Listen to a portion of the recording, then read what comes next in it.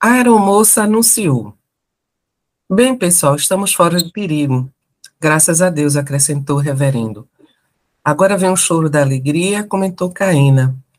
Esse só faz bem, terminou Celes. Fernando e Abílio continuavam a fazer a limpeza devida no ambiente. Fluidos de energismo decadente espraiavam-se por todo o aparelho, que já voava serenamente. Ao terminar sua parte, entrou sorridente o nosso mentor, que nos esclareceu com sua fala fácil. Fiz o que não pretendia fazer, e esclareceu. Eram 20 entidades terríveis que queriam derrubar este avião, por estarem viajando nele seus comparsas de crime, em vidas passadas, e que os traíram, evitando um grande massacre. Isso ainda é resto de vingança, é o ódio que paralisa corações. Eles não medem consequências para se vingarem. O que eu não queria fazer era colocá-los em estado de coma por algum tempo. Nós fizemos uma reversão dos mesmos elementos que eles emitiam, devolvendo-os para eles, de sorte a acomodá-los nos seus próprios organismos espirituais por determinado tempo. Estão tomando uma lição que não esperavam. Eu tinha pensado, mas eles são mestres no trato com as coisas do mal. Como aprenderam tanto?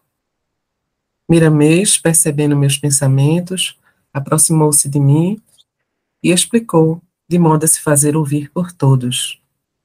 De fato, Lancelin, eles são o que poderíamos chamar de magos negros, que vivem provocando distúrbios por muitos lugares, principalmente buscando aqueles que os fizeram sofrer.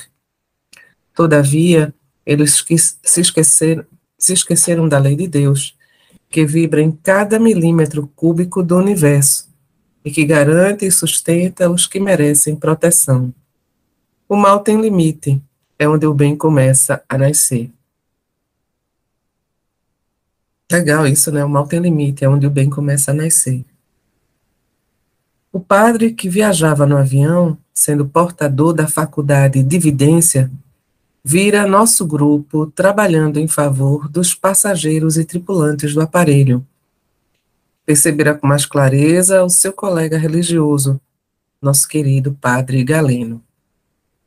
Se reconhecesse tal fato publicamente, estaria renegando as diretrizes de sua religião. Por isso, preferiu levar seus companheiros de viagem a acreditar em seu milagre, o fato de não ter se consumado o desastre fatal. Miramês comentou conosco em todo desinteresse. Isso é problema de consciência dele. Quando chegar a hora, até as pedras falarão a verdade. O avião aterrissou no aeroporto de destino sem nenhuma dificuldade, onde muita gente estava à espera do aparelho. Ficamos por lá alguns minutos e tomamos outros rumos. André, Nós um minutinho antes da continuidade, vamos voltar um pouquinho aqui. Quer dizer, essa energia do mal tinha os compassos que estavam dentro do avião. Então, não importava quem eles iam prejudicar, não importava o efeito colateral, né? Então, quando a gente faz o mal, quando o mal age, não atinge só uma pessoa que está ali, todos que estão em volta, não é isso? E mesma coisa é o bem. É por isso que, às vezes, uma pequena ajuda que você faz aqui, um pequeno gesto de amor, irradia. Vem o nome desse grupo, irradiação de amor, porque irradia. Né? Às vezes a gente fala assim, eu fiz tão pouco. Gente, o pouco é muito. Agora, não fazer um pouco é muito grave. Perder a oportunidade de fazer um pouquinho, um pouquinho. E todos nós podemos fazer todo dia. Porque ele fala uma frase que você gostou, mas eu não gosto disso não, tá? Mas ele fala, então eu vou... O mal tem limite. É onde o bem começa a nascer. Não é onde o mal termina e vem o bem. O mal é só uma questão que tem que ter o mal e o bem, como a luz e o dia tem que ter. Para a gente dar valor ao bem, existe o mal também, vamos colocar assim. Mas se a gente irradia só o bem, o bem, o bem, isso vai irradiando, vai ter essa vibração que o Ismael fala aí, que vai vibrando, que atinge muitas pessoas. Então a gente pode ajudar muitos com pequenas atitudes de amor.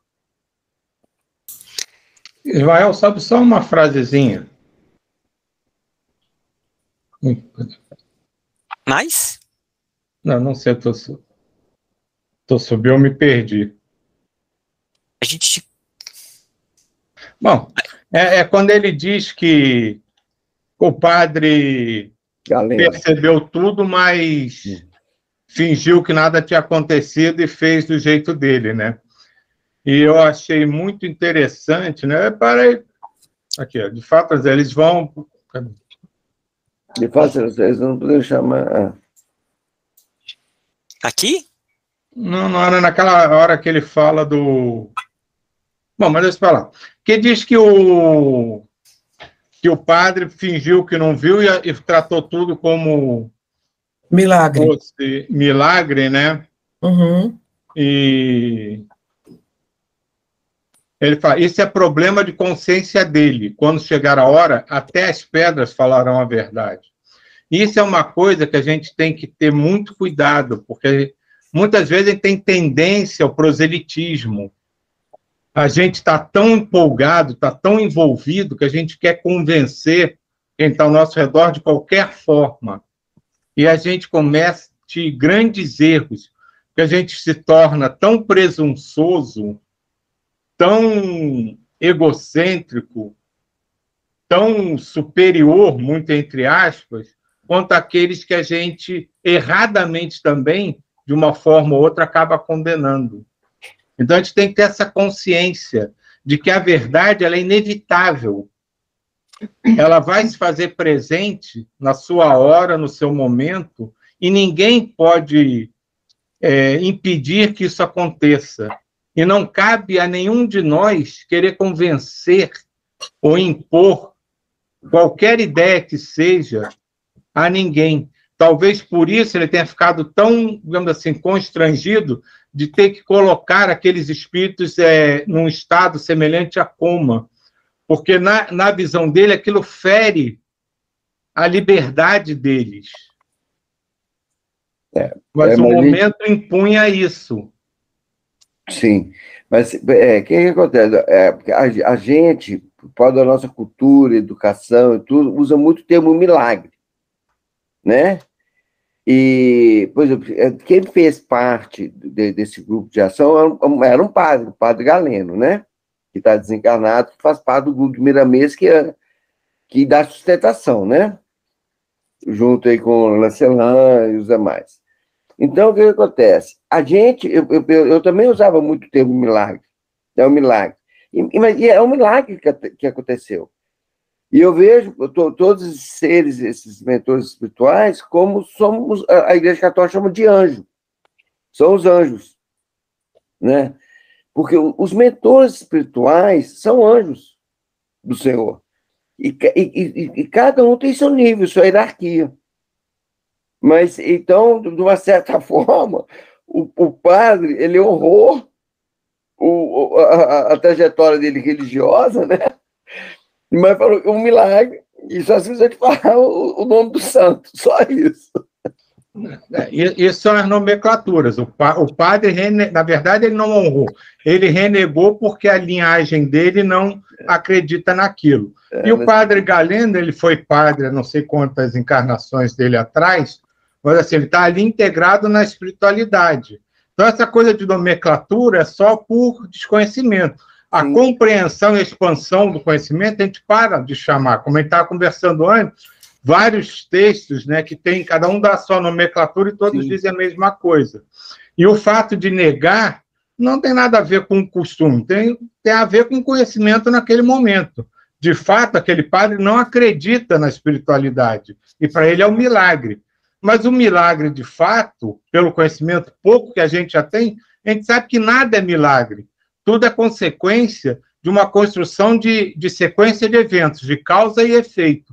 Então, não existe milagre. A gente pode chamar de milagre, de trovão, de luz piscando, do que for. Mas a gente sabe que milagre não existe. Essa palavra é inventada pela nossa cultura. É tudo uma sequência de fatos.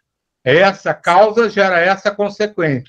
E eles sabem como desfazer aquilo, porque o conhecimento deles é maior. E o fato deles terem que colocar aqueles espíritos para dormir, eu já vi isso acontecer algumas vezes em reuniões em que as energias que estão sendo emanadas são, de alguma forma, né, recoletadas e devolvidas. E isso causa um choque, é como se você jogasse realmente uma bomba de volta. E eles perdem a consciência, porque nem eles estão preparados para absorver a energia negativa que eles estão enviando. Silvio, eu queria até fazer um comentário sobre essa parte. Esse ponto que estava no avião, né, esses espíritos, e foi necessário o Miramês ele agir dessa forma. Nos nossos trabalhos espirituais, na época ainda da apometria, com aquelas técnicas todas, tinha uma técnica muito contundente, que era exatamente essa técnica, que ele, de uma vez só, se ligava com essa energia de retorno. E era muito bombástica mesmo, muito bombástica. Na prática, é como se fosse aparentemente, é como se fosse ser utilizado do BOP, sabe, que você constrange, e no momento em que o mundo maior, e não era usado sempre, era só em algumas situações, no momento em que o mundo maior começou a trazer as técnicas do metomagnetismo, essa foi a primeira técnica que meu pai lhe baniu do grupo, né, que não deveria mais se fazer essa metodologia em nenhuma situação, e aos poucos foi mudando todas as outras metodologias para essa questão, né, que o Rômulo estava até falando sobre o irradiar amor, é o acolhimento, o envolvimento amoroso. Claro que numa situação daquela foi necessário algo um pouco mais contundente, e tem situações que é necessário acontecer isso, né? Se aparecer um bandido com uma faca para matar uma pessoa, você vai usar da força para pelo menos parar ele ali, né, para retirar a faca e não realizar um mal, né? Então, em algumas situações, isso é necessário quando se é muito eminente um mal ser acontecer. Aí vem a sabedoria, né, do momento. Mas eu me lembrei do meu pai, foi coisa assim que ele... Primeira metodologia, e de fato o trabalho mudou completamente, a energia, o envolvimento, o local de acolhimento era muito mais diferente, mas muito mais difícil de ser mantido. Aí que está a beleza iniciática dessa metodologia de irradiar amor, porque cada vez mais tem que se manter o campo, a unificação do grupo com o mundo maior. Isso é muito patente. E essa questão né, que o Silvio colocou, da unificação, é a nossa trajetória evolutiva mesmo. Então, nós já caminhamos muito, mas ainda temos muito a caminhar, todos nós como humanidade, que é cada vez mais realizarmos o processo da unificação de fato, conseguir compreender essa variedade, conseguir escutar e perceber padrões, né? Então, por mais que seja diferente, mas determinados padrões, como que ele se insere, isso é um caminho que ainda são aí muitos e muitos passos, e quando a gente acha que já está melhor, não está, tem sempre a melhorar, dentro desse aspecto de unificação. Conseguimos cada vez mais perceber a informação em níveis mais profundos e conseguirmos encontrar unidade, né, no meio da diversidade. Mas estamos seguindo. Esse terceiro milênio no processo da regeneração vai ser muito bonito, porque cada vez mais a gente vai perceber vindo, né, até as pedras falarão, vai vir, e com o tempo as próprias nomenclaturas, tudo vai sendo feito de maneira acolhedora, acho que para todos, sabe? Eu vejo dessa forma. Esse acho que é justamente, digamos assim, o nosso ritual de passagem.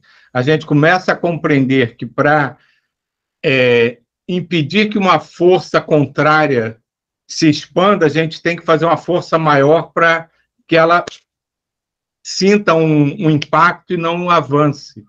Eu acho que esse é o nosso ritual de passagem. A gente está aprendendo a tentar cessar essa onda de força que vem contra nós, não digo humanidade, mudando a técnica do enfrentamento, que eu digo assim.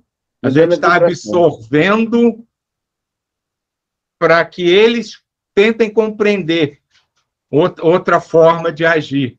Então, esse é o nosso ritual de passagem. Como você falou, antigamente, em último caso, o que se fazia? Ou aprisionava, ou colocava para dormir, manda para um campo de tratamento. Era aquela coisa, né, que eu sempre reclamava, né? Faz uma equipe de busca e apreensão, pega o espírito e prende ele. O que se fazia era realmente isso. E aí foi se modificando. Aí foram entrando as técnicas. O pessoal foi vendo que, pô, mas isso, quando a gente fazia, acho que todo mundo ficava meio assim, não constrangido, mas um pouco chateado, né? De ter que demonstrar uma ignorância, uma força, uma brutalidade, que era quase a mesma que a gente enfrentava, achava que enfrentava. Né? Então, aí vai se fortalecendo o amor, a compreensão, e a gente vai vendo que a gente pode ser mais aquela figura do Gandhi, né? Da não violência. Vem bater em mim, eu recebo a pancada, e daqui a pouco, na quarta, quinta pancada, o cara que está me batendo vai cansar e vai começar a compreender que aquilo não adianta. Então, ele vai vir de outra forma e eu vou poder conversar com ele de outra forma. E acho que esse momento que a gente passa aqui no grupo é um grande ritual de passagem para todos nós, que a gente está modificando, mas muito mais do que a gente imagina da nossa postura em relação a tudo isso, do nosso próprio convívio entre nós e com todos esses espíritos que a gente tenta ajudar a acolher. Eu acho que isso que o Silvio levantou é a própria arte da vida, né?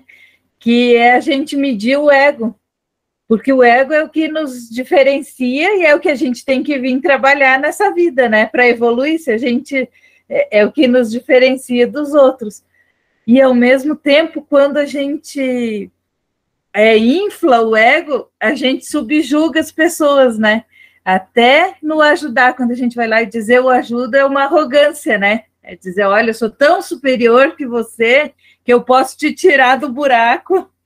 Então, eu acho que é essa medida que a gente tem que ir, e justamente o irradiar é isso, né? Dizer, olha, se você precisar, eu estou aqui, mas você tem força para sair da onde está. Mas é um desafio, né? Porque a gente é treinado a ir lá e levar e carregar, até o dar esmola, é isso, né? Tem pessoas que estão ali, você dá, daí você se livra, nossa, ajudei, e você enfiou a pessoa mais no buraco ainda, né? Então, eu entendo isso como a arte da vida, que é o que a gente, até quando a gente quando eu comecei a fazer os trabalhos espirituais, a gente fazia só irradiação de luz. E uma vez uma médium disse assim, e a gente chegava naquilo, vamos irradiar a luz crística, vamos irradiar a luz crística, muita força. E daí uma médium disse assim, eles estão fugindo, é muita luz. Então até nisso a gente era arrogante, né? Não, eu tenho tanta luz, eu vou jogar, e os espíritos fugiam. Então não, você tem que chegar suave, para chegar primeiro com afeto, né, para depois atingir, e sempre com a ideia de que não é a gente, né, é o que a pessoa quer receber, e talvez ela não esteja numa situação de receber tanto, né, que ela precise passar por aquilo ali e pronto. Mas a constelação fala muito, Bert Hellinger fala muito isso, né, de quando a gente tem dó, é uma arrogância. E Ana, esse ponto que você colocou, né, o da luz, o nosso trabalho, quando eles foram passando, foi até diminuindo essa própria intervenção. O grupo, ele passou a ter mais um ponto de só ativar aquele campo sagrado dele, e deixa que os próprios espíritos, que são espíritos que é muito bem programado, se apresentam para conversar, às vezes vêm pessoas queridas, familiares, e só toca no campo espiritual, no campo crístico, né, no que se chama do campo consciência alerta. Até esse processo, ele foi se tornando mais sutil, no sentido de que a intervenção é do mundo maior, e o nosso papel se torna simplesmente, com essas nossas energias anímicas, desse corpo material e do duplo etérico, ativar os corpos sagrados deles. E o contato, que antes era tão assim, contato, e fazia ali meio que um chamamento, fazia, isso o mundo maior pode fazer, né, o nosso papel maior. Então, até esse ponto de intervenção, ela se tornou mais leve, mas ao mesmo tempo mais inserida num contexto multidimensional, sabe? Eu pensei assim, tudo isso, né, que está sendo falado, a única coisa que nós temos que ser é um canal para ver o que vocês querem, né, perguntar o tempo todo, o que eu tô aqui para servir, né, como é que é, Rômulo, lá, faça em mim segundo a vossa vontade. Faça em mim segundo a vossa vontade. É a única coisa. Nós estamos aqui para isso. E aí me veio aquele dia que eu falei para vocês que quando eu acordei eu ouvi desobedecer. Assim, sussurrando, desobedecer. E aí eu falei, nossa, desobedecer o quê, né? E desobedecer, depois eu né, que veio vindo assim a compreensão, era justamente sair desse enquadramento que a gente tem, sabe, e não seguir tudo que eu fui formada, todos os meus aprendizados, deixar tudo isso que são padrões meus, né, de conhecimento, de aprendizado. Então, faça assim a vossa vontade, é isso, deixar tudo isso e seguir, né, agora só esse chamado. Então, ser esse canal e apenas isso, assim, né, ontem a gente comentava, quando vem uma doença, você é minha professora de quê, né, como no curso lá a Luciana falava assim, o que você quer me ensinar? Né, então, agradecer por isso e buscar isso, sempre, assim, o que a vida está me trazendo e o que eu posso, né, como eu posso ser esse canal. E quando eu falo, não, porque eu estudei isso, e lá onde eu estudei fala assim.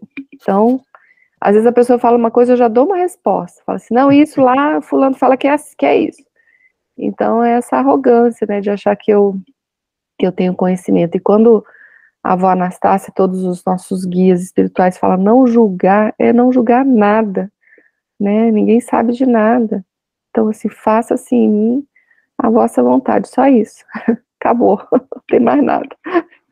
É a coisa da humildade. O que a gente está desenvolvendo, na verdade, é a humildade da gente reconhecer que nós somos os últimos da fila.